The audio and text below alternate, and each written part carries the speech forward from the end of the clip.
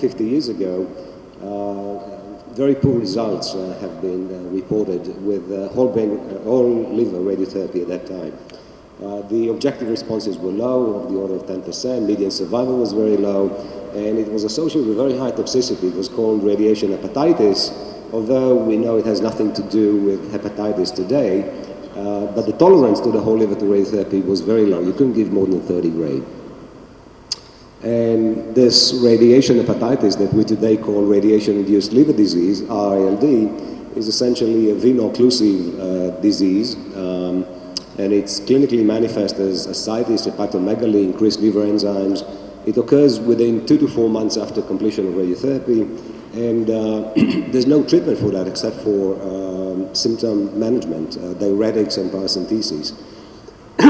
It can also be fatal. Although commonly it's not, and it's just a chronic condition.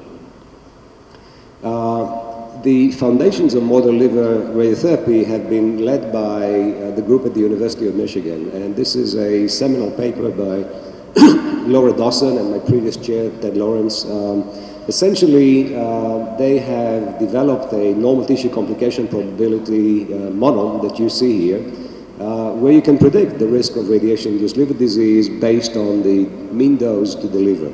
And you can see that for 30 gray whole liver radiation, you run a risk of approximately 5%. But as you go above 30 gray into the 40, you start running into 25 and higher risk of radiation-induced liver disease. They also published that while the whole liver is very sensitive to radiation, you can irradiate small parts of the liver to almost any dose that you wish. So, for instance, if you're looking here at 1/3 of the liver, you could see that you could go to doses that are very, very high, and the risk of complications on the far right end of is almost nothing at 90 and 100 gray. So based on the understanding of these dose-volume NTCP relationships, the University of Michigan group had embarked on 2 trials. The first one was a phase 1 trial reported by Dawson and JCO in 2000, in which the radiation dose to the tumor in the liver was escalated based on that particular person NTCP.